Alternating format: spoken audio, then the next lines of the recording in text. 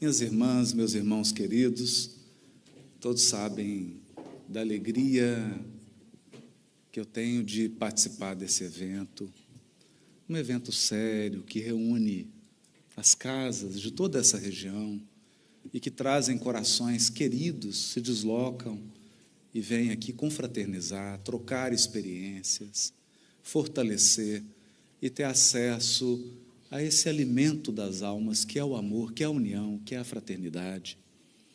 O tema que me foi dado hoje é um tema muito desafiador, porque ele é um tema abordado diversas vezes.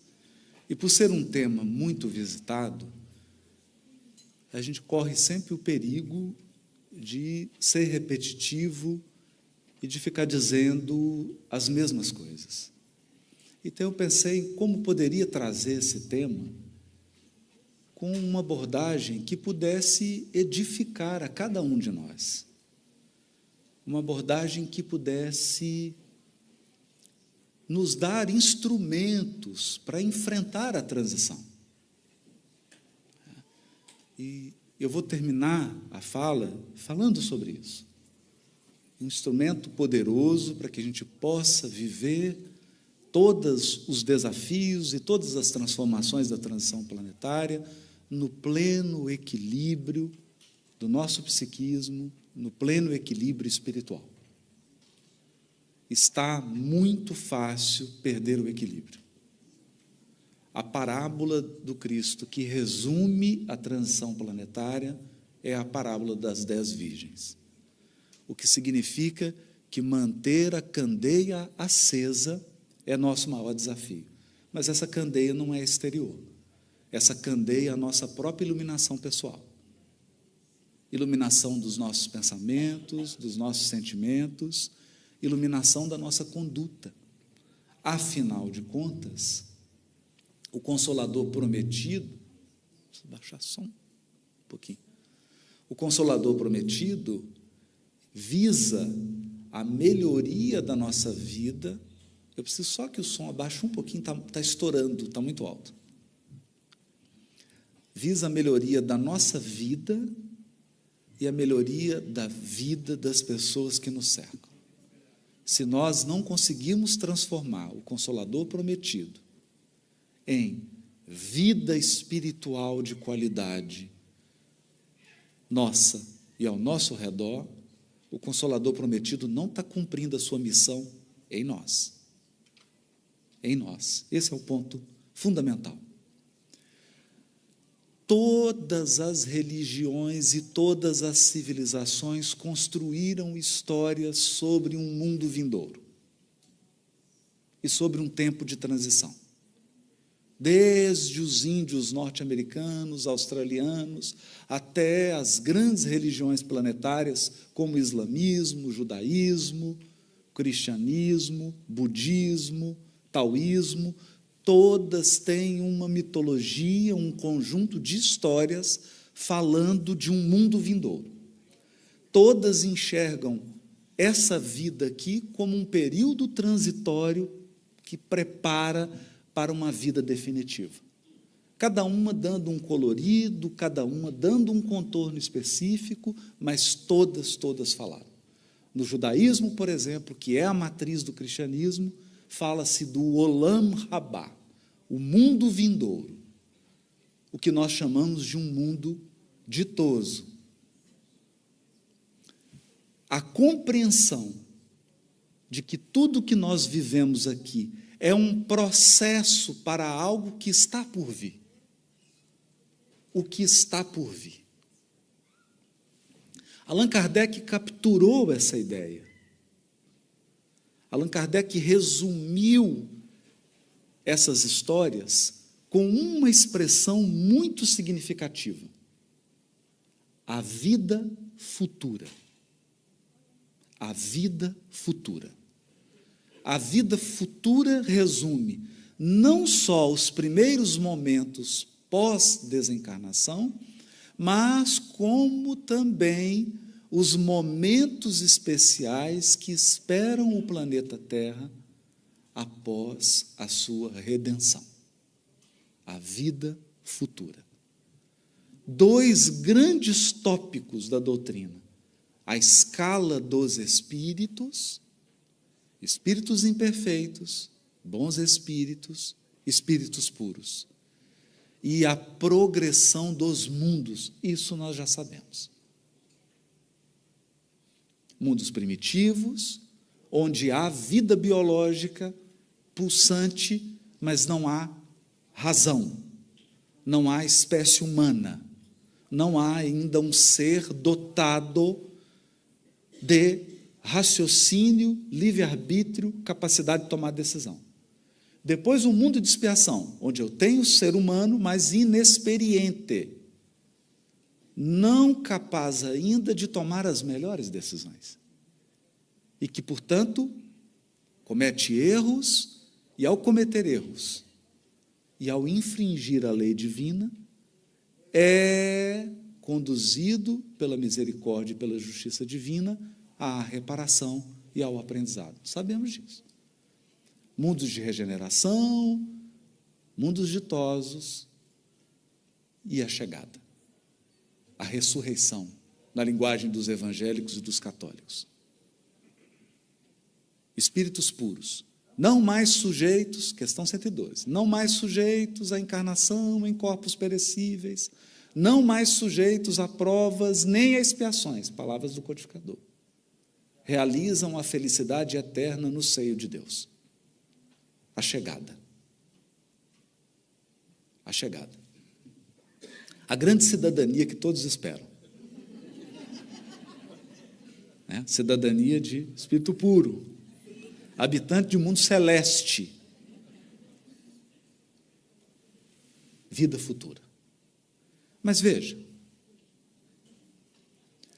a linguagem humana, especialmente a linguagem religiosa, manejada por espíritos imperfeitos, produz narrativas imperfeitas. Daí a advertência do apóstolo Paulo: é preciso extrair o espírito da letra. Essa história está no primeiro capítulo do livro Gênesis. E eu estou começando por Gênesis, porque eu quero falar de A Gênese, de Kardec, onde eu trouxe alguns trechos para que a gente possa ter um olhar um pouquinho diferente. No livro Gênesis, começa assim: inicialmente, que essa deveria ser a tradução melhor, inicialmente, Elohim formou, moldou os céus e a terra. Elohim, porque ali, El, que é Deus, está no plural, fazendo referência aos co-criadores em plano maior. Inicialmente, os co-criadores moldar, aí o verbo está no singular, por quê? Porque é sobre o influxo, é sobre a supervisão do todo sábio, do Senhor Supremo de todos os mundos e de todos os seres, na linguagem de Ismalha, do livro Mensageiros. O Senhor Supremo de todos os mundos e de todos os seres. Elohim formou, moldou os céus e a terra era sem forma e vazia. E havia um abismo sob a superfície das águas. E disse Deus: haja luz, e houve luz. E foi assim o dia primeiro. Eu pergunto, que dia que a água foi criada?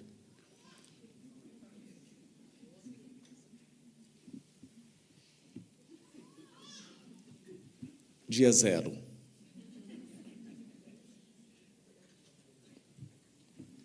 E continua a narrativa.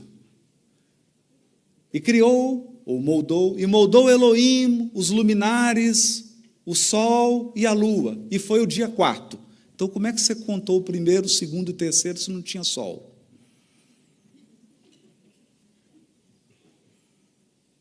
Não tinha sol, você contou dia como?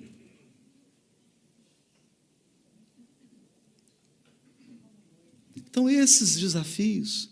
E aí começa o grande simbolismo. Na figura de Adão, de Eva, da serpente, revelando mais 3 grupos do que 3 pessoas. 3 mentalidades. Em Adão, nós temos o espírito ignorante, inexperiente. Em Eva, o espírito desejoso de adquirir experiências, cheio de desejos, mas não muito capaz de tomar as melhores decisões. E na serpente, um grupo de espíritos rebeldes. Bom, esse é o público da transição planetária. Tem uns que não estão sabendo para onde está indo, está só dando curtida. O outro grupo é o grupo que está desejando tanto, mas não sabe bem o que quer. Ou constrói, como diz Emmanuel, um projeto de felicidade fantasioso. Esse é o grupo Eva. E tem uma turma rastejando. É uma turma cuja vibração, escolhas, pensamentos, sentimentos são muito rasteiros. Muito rasteiros. São ainda vítimas do egoísmo, do orgulho e de um interesse pessoal muito distorcido. E esse é um grupo barulhento. E esse é um grupo que tem uma proposta muito clara, né? Então, aqui eu estou tirando um pouco desses mitos, porque o mito dos dias, mas o sol só foi criado no quarto, a água, que é o fluido, não fala o dia que foi criado, claro, porque o fluido cósmico não tem dia para ser criado. Ele é a força nervosa do todo sábio, ele é o plasma divino. E aqui a gente fala da mitologia não no sentido de mentira, mas no sentido de história, do paraíso perdido, em que a serpente não faz nenhuma proposta sexual. Gente, se o nosso problema fosse sexual, já estava resolvido.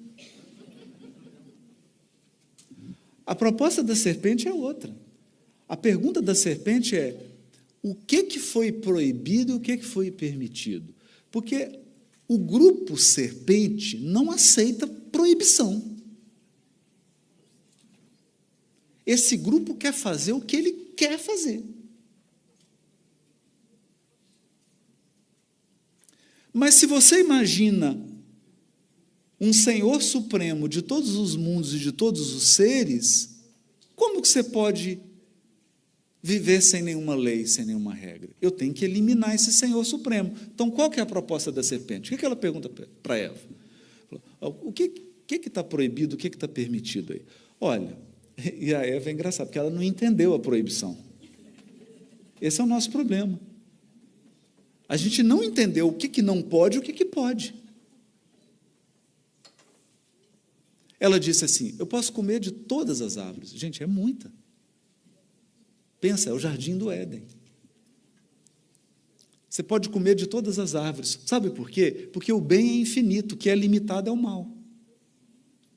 As opções do mal são elas são tão previsíveis que está no Código Penal.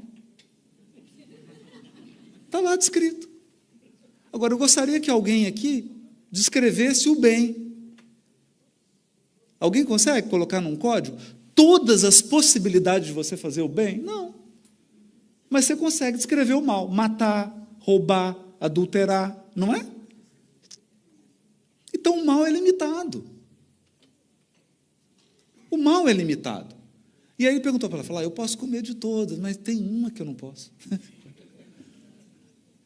A mentalidade de espírito imperfeito, né? Ele foca no acessório e esquece o principal. E aí ele falou, mas qual árvore? A árvore que está no centro. Gente, em nenhum momento o texto falou que a árvore da ciência do bem e do mal estava no centro. Porque a árvore que está no centro, quem coloca é você. Somos nós que elegemos prioridades. Somos nós. Você decide o que é prioritário. Você faz escolhas. Hoje, por exemplo, esse grupo está fazendo uma escolha difícil, sábado à tarde, ouvindo sobre Gênesis, transição planetária. Outros estão fazendo outras escolhas, não? Então, cada um coloca no centro aquilo que elegeu. Então, ela colocou no centro. E aí, qual é o discurso da serpente? Sabe por que ele te proibiu de comer essa árvore? Porque você vai se tornar como ele. Então, o projeto da serpente tem nada a ver com sexo. Gente, Adão e Eva já estavam pelados. Esquece isso. Eles só descobriram que estavam pelados depois. Esquece isso. O negócio ali é poder. Se você comer dessa árvore, você vai se tornar como Deus. E como Deus, você faz as regras.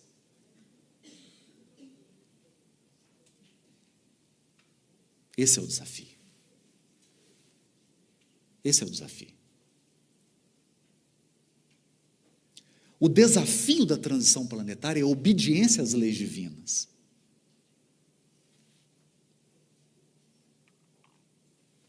Ela fala, é mesmo? Então, eu vou comer essa. É essa que eu vou comer. Qual que não pode? É essa. E aí começa o quê? A jornada evolutiva. Começa a jornada evolutiva. E a simbologia é tão bonita que quando eles saem do paraíso, claro, só entra na tormenta da expiação quem violou a lei divina. Quem não violou a lei divina não está sujeito à expiação. Está, no máximo, sujeito à prova. Mas prova é forja. Prova é, como diz lá no Nordeste, em homenagem ao Roçando, é perrengue chique.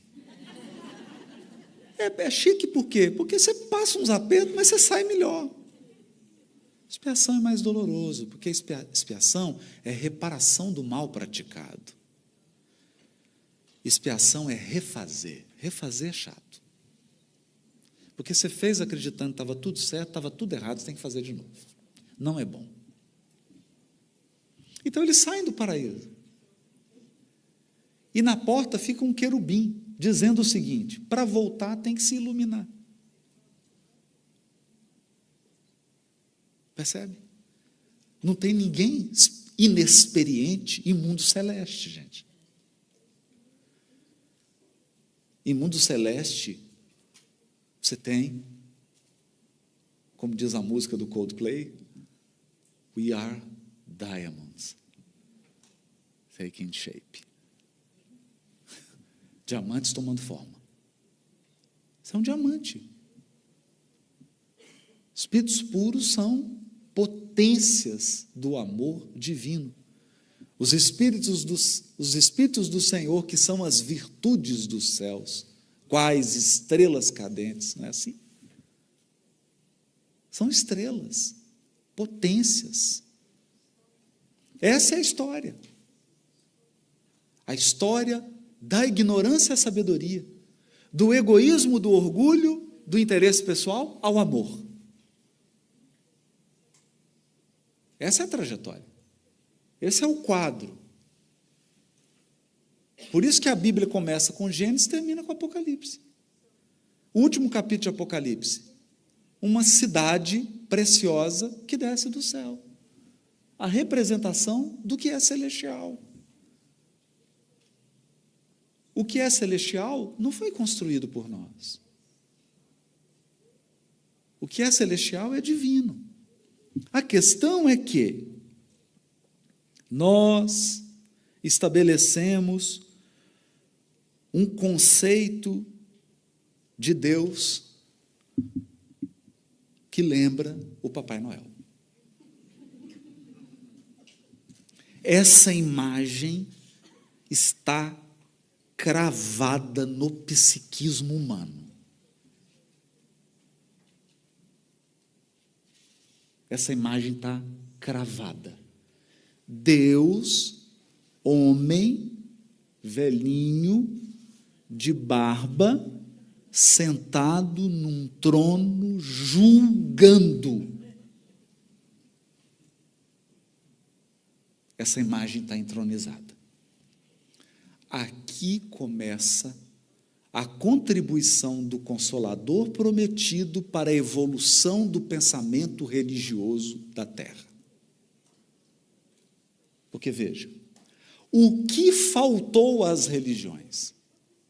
Elas têm virtudes extraordinárias, ensinamentos milenares extraordinários. O que faltou? Faltou o elemento espiritual.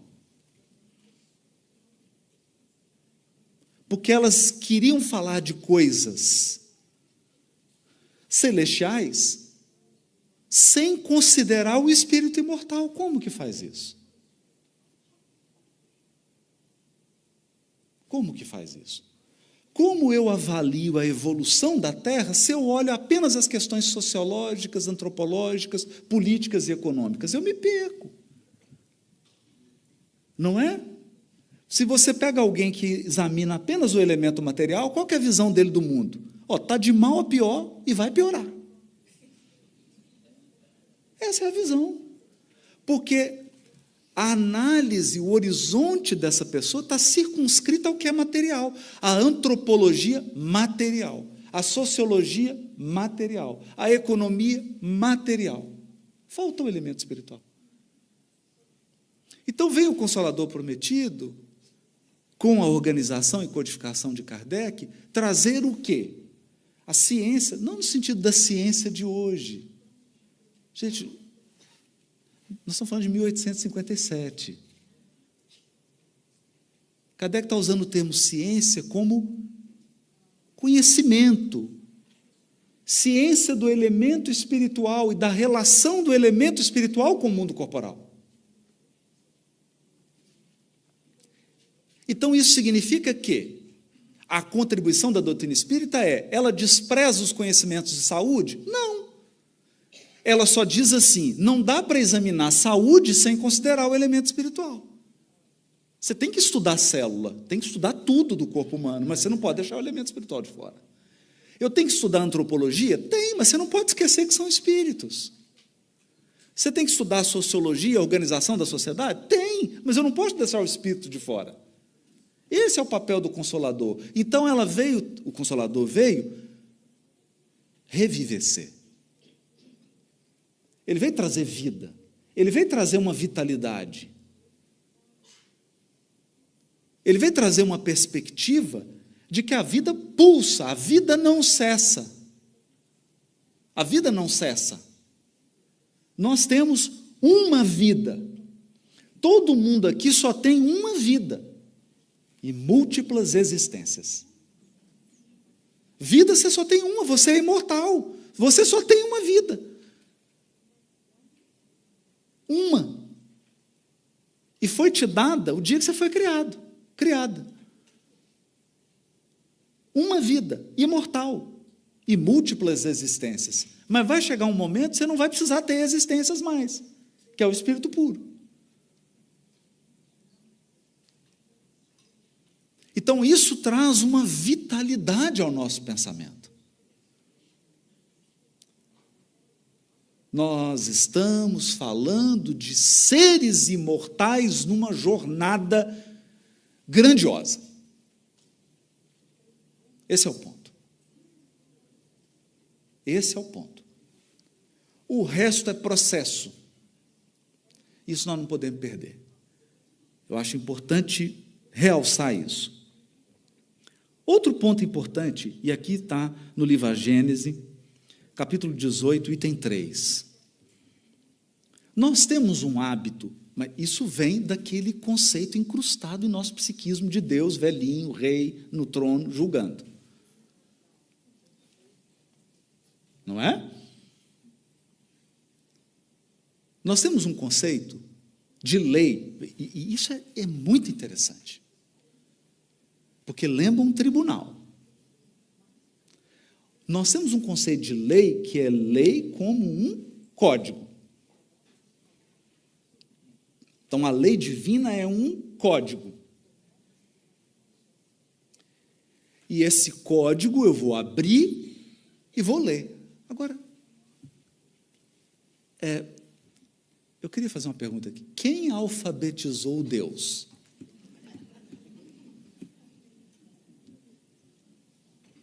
Que língua ele fala? Qual que é o idioma? Tem gente que jura que é inglês. mas Ele é o Senhor supremo de todos os mundos. Que linguagem? Não pode ser um código. Nesse item 18, item 3, capítulo 18, Kardec escreve assim, olha isso. Do fato de ser inevitável, porque é da natureza o movimento progressivo da humanidade, ou seja, o progresso da humanidade é inevitável. Vai entender isso? Porque, às vezes, alguns perguntam assim, nossa, será que vai progredir mesmo? A pergunta é, será que eu vou ficar? Não é se vai progredir. Então, do fato de ser inevitável, porque é da natureza o movimento progressivo da humanidade, não se segue que Deus lhe seja indiferente. Porque a nossa visão é que Deus tirou férias, está no Caribe, e o progresso é inevitável e está indo, automático, por inteligência artificial.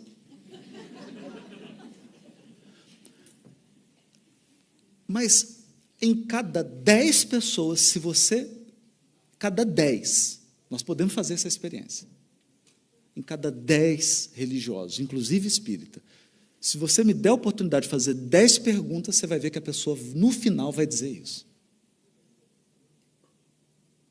Que existe uma lei automática, uma espécie de inteligência artificial que calcula pena, expiação, calcula prova, ela já faz tudo automático. Sabe, é tipo avaliação para você fazer financiamento, né? Você manda ali com os documentos, já sai tudo, olha, você pode pegar tanto, os juros é tanto. Então, a impressão de que Deus é indiferente e que depois de ter estabelecido leis, se haja recolhido a inação. Kardec é elegante, né? Depois de ter estabelecido as leis, se recolheu a inação. O que é inação, gente? Férias, né? Não fazer nada. Quer dizer, férias de verdade. Né? Inação é assim, criei a lei, o universo está aí, fui. O negócio vai sozinho. Deixando que as coisas caminhem por si sós. Sem dúvida, agora olha isso, é Kardec. Sem dúvida, suas leis são eternas e imutáveis. Mas porque, agora vem a explicação, mas porque a sua própria vontade é eterna e constante. E porque o seu pensamento anima sem interrupção todas as coisas. O que o Kardec está dizendo? Ele está dizendo o seguinte, que Deus está olhando para nós e está dizendo assim, a lei sou eu.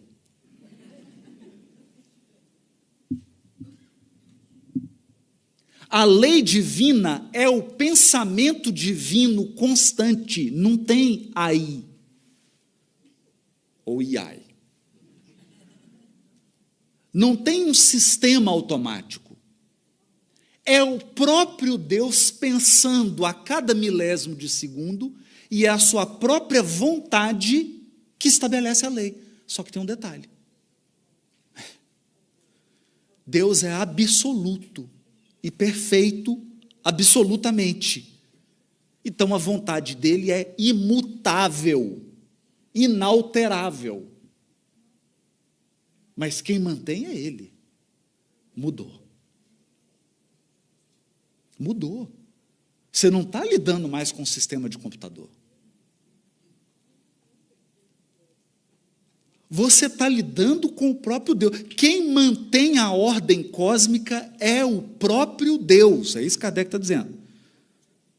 Sua própria vontade é eterna, constante, porque o seu pensamento anima sem interrupção todas as coisas. Esse pensamento que em tudo penetra é a força inteligente e permanente que mantém a harmonia em tudo. Isso é importante, gente. Isso é importante. O pensamento que penetra em tudo, qual o veículo do pensamento? Isso aí está no outro texto que eu trouxe.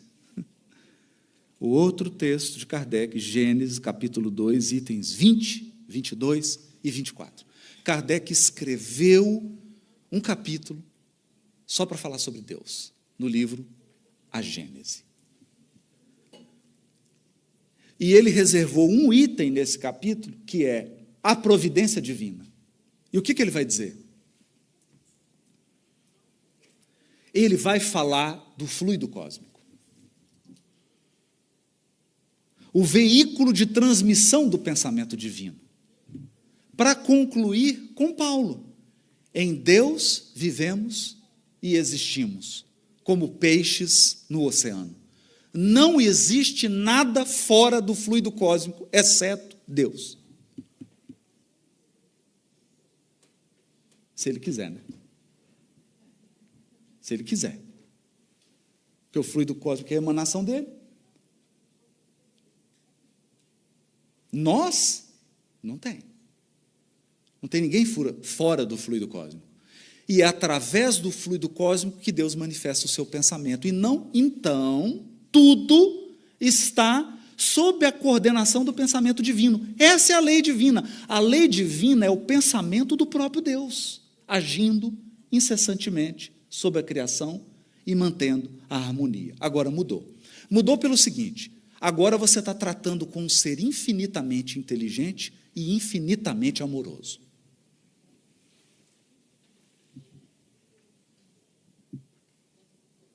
Infinitamente inteligente e infinitamente amoroso.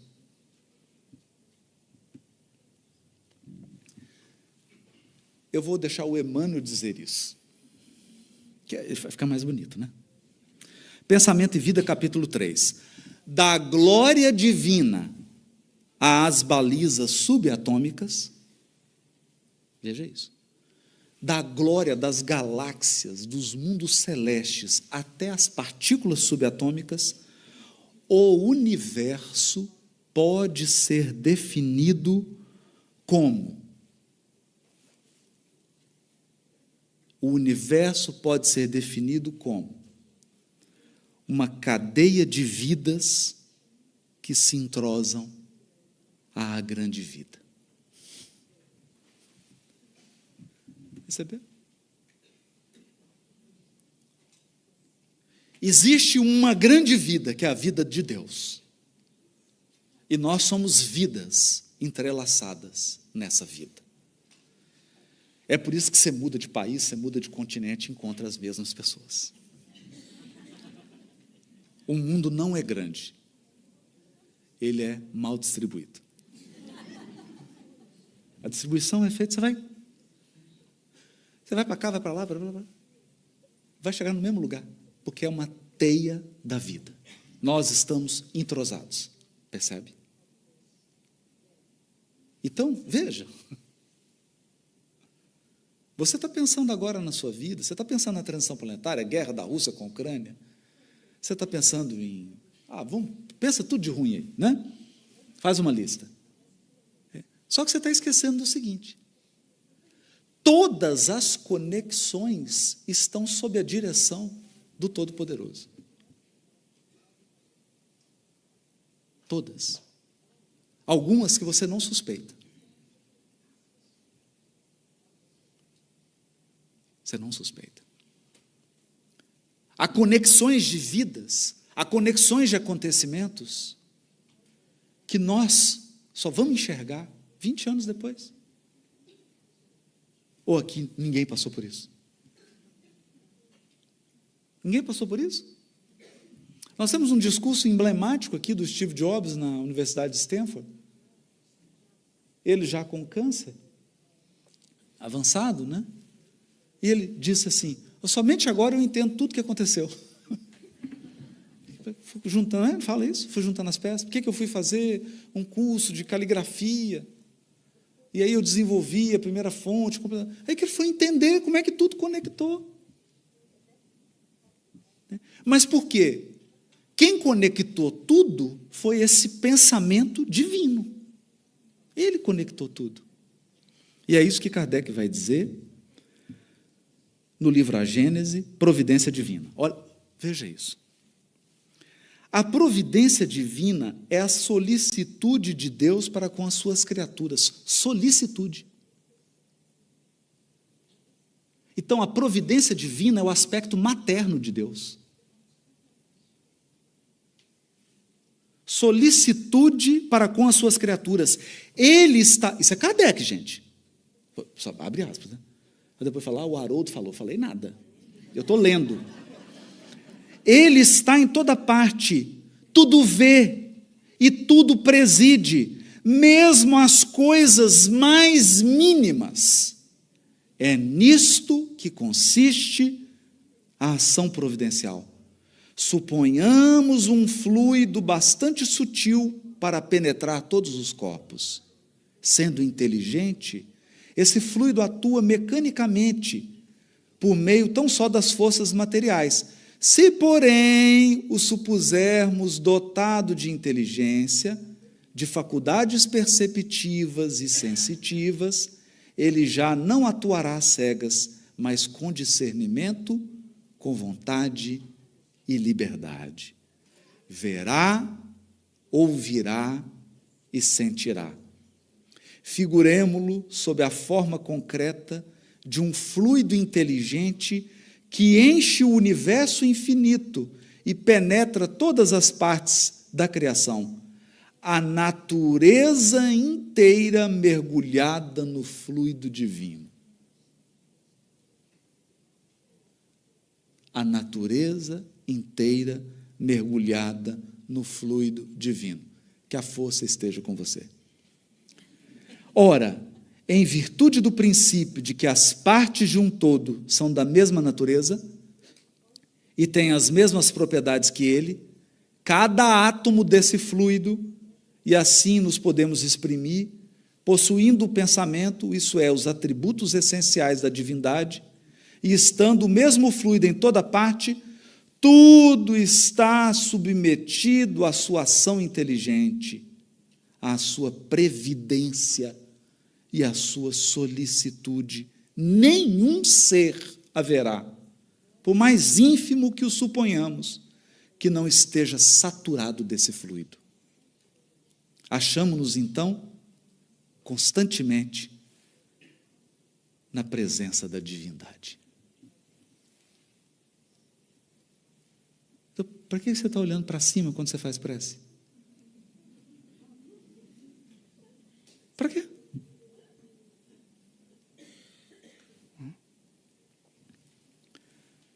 Estamos constantemente em presença da divindade.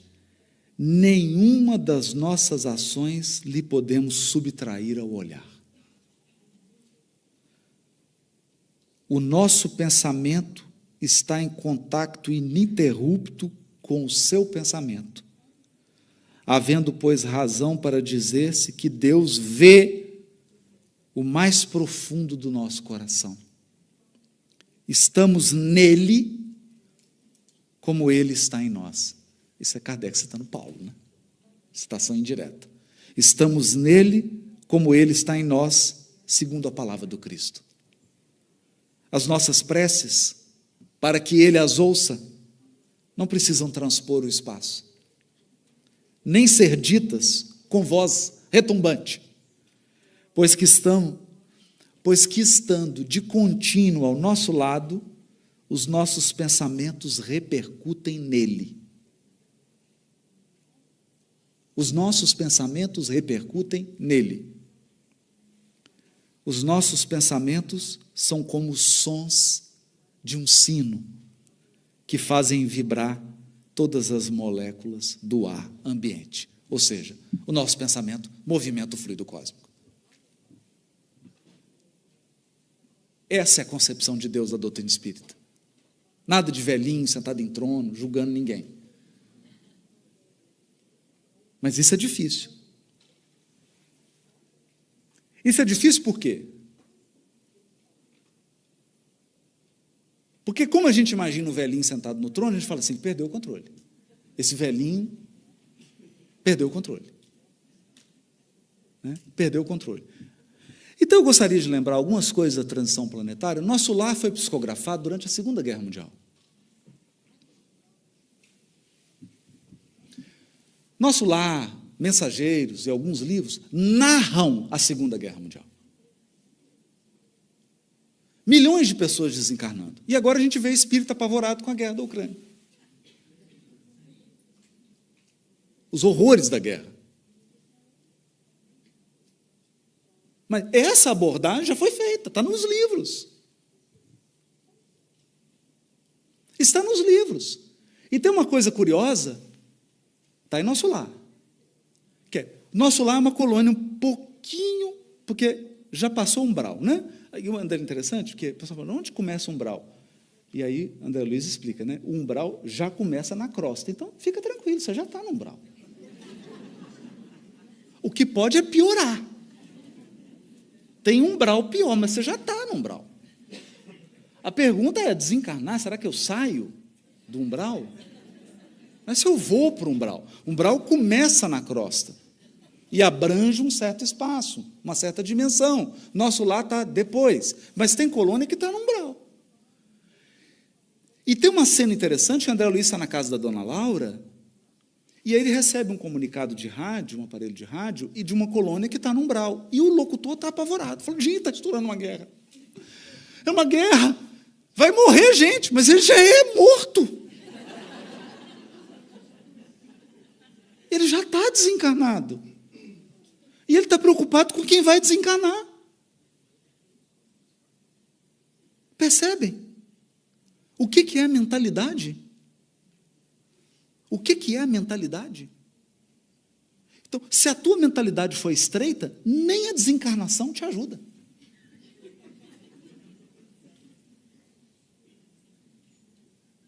Vai ter gente desencarnada fazendo campanha política. Envolvendo em conflito daqui dos encarnados. E aí o André Luiz, que estava ligado, vocês lembram? O André Luiz estava ligadão aqui na crosta, né? Ele não sabia que a esposa já tinha casado de novo, aquela história toda. Ele estava imaginando que a esposa estava esperando, né? Cheio de expectativas. Ele estava ligado aqui. E o André Luiz fica um pouco apreensivo. E aí chega o Clarencio, fala, não, já fomos informados pelas esferas superiores, vai ter a guerra mesmo. Vai ter a guerra. Vai acontecer. Porque os nossos maiores nos dizem que os habitantes da Terra, durante séculos, se alimentaram mentalmente de substâncias tóxicas, e é natural agora que eles expilam. Coloque para fora. Percebe? É o melhor caminho? Claro que não. É o pior. Mas livre-arbítrio é o quê, gente? A faculdade de escolher, inclusive, o pior. Inclusive o pior. Não foi assim? Vou lembrar lá de Eva. Eva, aqui está o melhor, aqui está o pior. O que você escolhe? O pior. Não é? Esse é o livre-arbítrio. Tem um amigo que é brincalhão, me deu uma camiseta que diz assim, livre-arbítrio. Cancele esse negócio, não sei usar. Não sei usar esse negócio. Cancela. Alguém dá uma pausa nesse negócio. Eu preciso respirar, não sei usar isso. Não é? Então, escolhas. Escolhas vão sendo estabelecidas, consequências. Escolhas geram consequências, porque consequências educam. Escolhas geram consequências, porque consequências educam. Escolhas não geram consequência, porque Deus está com vontade de te punir. Escolhas não geram consequências porque Deus está bravo. Escolhas geram consequências porque consequências educam. Consequências educam.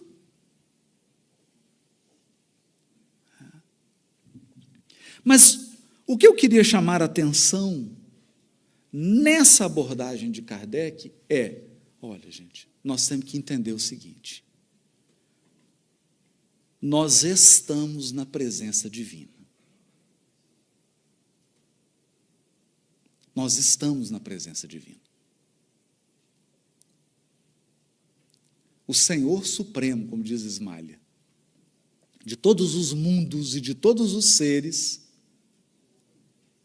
acessa tudo e todos. E a lei é o seu pensamento. A lei é o pensamento divino. Por isso, gente, por isso que existe moratória. Por isso que existe congelamento de débito. Por isso que existe cheque especial espiritual. Cartão de crédito espiritual. Porque você não tem o crédito, mas está usando. Dentro de um determinado limite. Por isso que existe tudo isso. Nós que criamos esse conceito de um determinismo ignorante.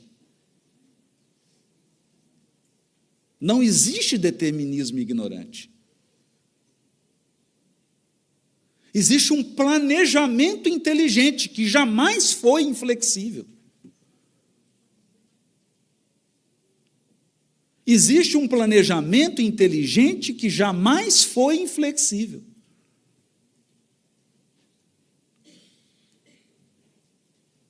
Supervisão. Você não faz isso na escola? Faz. Você faz na escola. Uma boa escola acompanha o aluno e fala: nossa, essa moça, esse menino está muito bom. Pode passar aqui direto. Não tem isso? Não tem?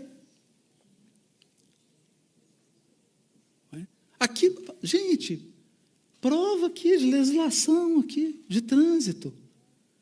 Você tem que acertar 40, acertou 40, para a prova. O que é isso? Inteligência. Cessa. Você está numa aprovação, já teve aproveitamento superior a 60%, a prova cessa. Você já foi aprovado. Porque existe uma supervisão divina permanente. Existe uma supervisão divina permanente. Então, nós precisamos nos livrar desse pensamento medieval, determinista, que embrutece a divindade, que empobrece a divindade, que transforma a inteligência suprema numa inteligência humana, que transforma o amor divino num amor humano. Porque como é que é o amor humano? O amor humano é o seguinte: eu te amo enquanto você me agradar. Porque na hora que você me desagradar, eu não te amo mais. E aí a gente transfere isso para Deus. Ai, Deus deixou de me amar. Não há nada, não, acredite, não há nenhuma burrice que você possa fazer que vai afetar o amor de Deus, porque você não tem acesso ao controle do amor de Deus. Não é você que controla o amor divino. Tomar decisões erradas só vai ser ruim para você. Só. Agora, só para dar um flash, porque aí já é o tema do Júlio, da mesma maneira que indivíduos tomam decisões, coletividades também. E da mesma maneira que indivíduos são responsáveis, coletividades são responsáveis. Responsável, eu não disse culpado, nós temos que trocar essa palavra. Deus não estabelece culpados, estabelece responsáveis. Por quê? O que você faz quando encontra um culpado? Julga. Não é? Se eu dizer assim, quem é o culpado por esse microfone não estar funcionando? Ah, é o Luciano. É o Luciano. Tá. E aí? Acabou. O Luciano é o culpado. E a lei divina trabalha com o responsável, porque o responsável é quem vai resolver. Então, esse microfone não está funcionando. Quem é o responsável por fazer esse microfone funcionar? É o Luciano. Luciano, vem. Reencarna, meu filho. Faz esse microfone funcionar. Então, você é responsável. Responsável por reparar o que foi estragado. Aperfeiçoar o que precisa de aperfeiçoamento. E planejar o futuro. E planejar o futuro. Porque sua próxima encarnação já começou. A cada dia você está moldando sua próxima encarnação.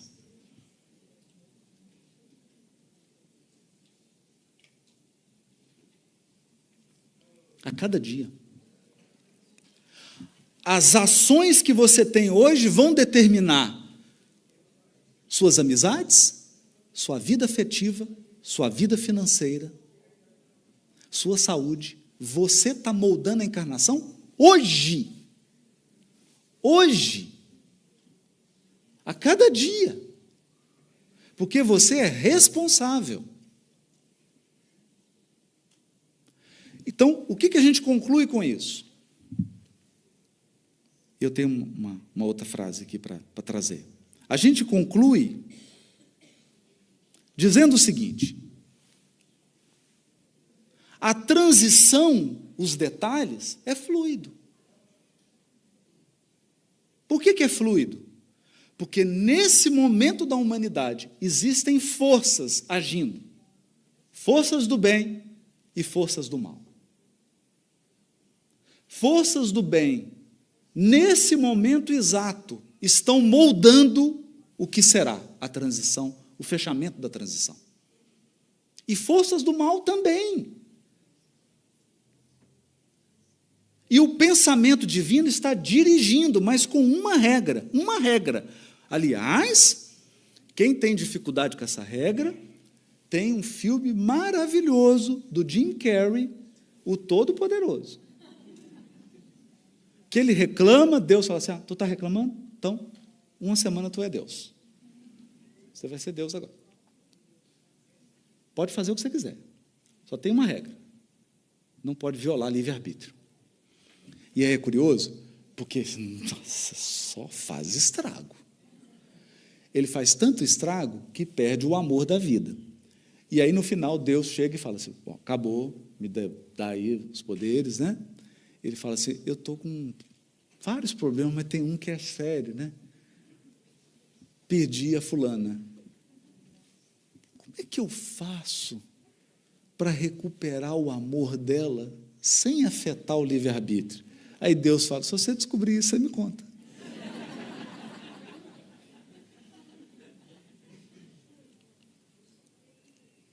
Perceberam?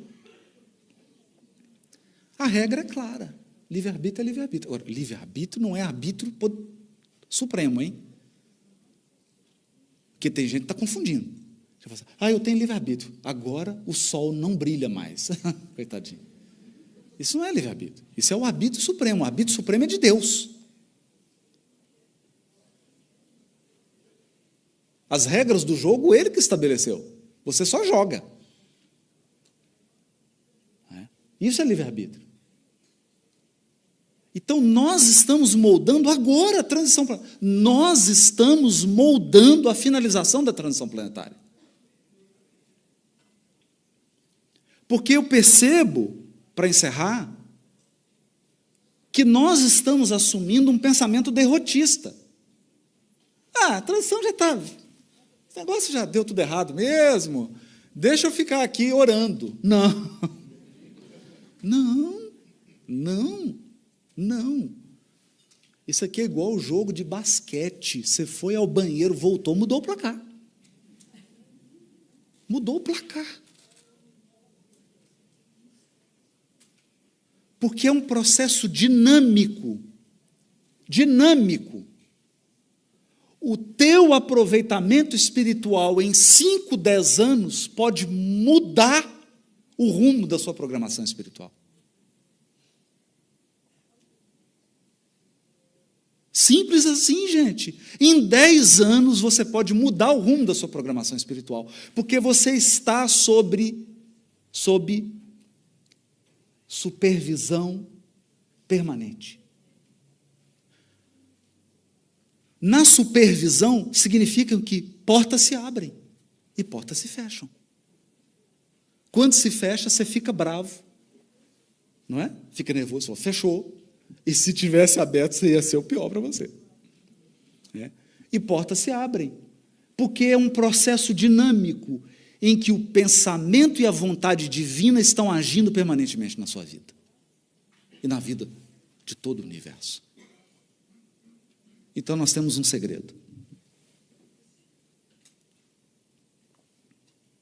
E eu encerro com essa mensagem para nós espíritas sobre transição planetária. Além dessa de Deus, enxerga Deus como esse fluido. Você está mergulhado em Deus. Você nunca esteve ausente dele, você nunca esteve fora da presença divina. Você está permanentemente na presença divina. Permanentemente. Marco Aurélio dizia, Marco Aurélio, o grande filósofo romano, dizia, coisas não podem tocar a alma. Coisas não podem tocar a alma. Marco Aurélio era estoico.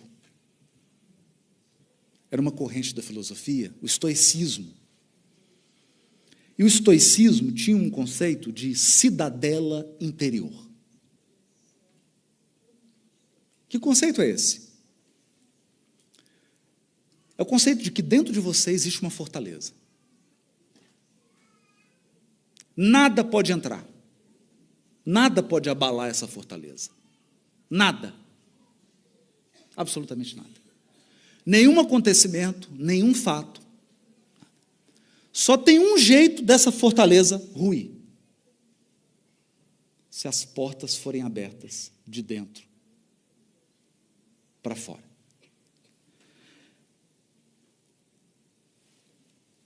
Veja o que ele diz. Embora possamos ser fisicamente vulneráveis, embora possamos estar à mercê da sorte de muitas maneiras, nosso domínio interior é impenetrável. Mas a história nos ensina que fortalezas impenetráveis ainda podem ser rompidas, se traídas a partir de dentro. Os cidadãos dentro das muralhas, se forem vítimas do medo, da cobiça ou da avareza. Medo, cobiça ou avareza. Podem abrir os portões e deixar o inimigo entrar. Isso é o que muitos de nós fazemos quando perdemos a coragem e cedemos ao medo. Foi-nos concedida uma fortaleza impenetrável. Não atraia. Tem muito espírito abrindo a fortaleza e perdendo o equilíbrio psíquico. Fecha as portas da sua fortaleza. Nada, nenhum acontecimento pode abalar sua fortaleza, a menos que você permita. Mas cuidado com esses 3 inimigos: medo, cobiça e avareza. No mais, agir, agir, agir, agir e deixar Deus agir. porque, como diz o pastor Duarte, tem coisas que você faz com as mãos, tem coisas que você faz com os joelhos dobrados. Muito obrigado.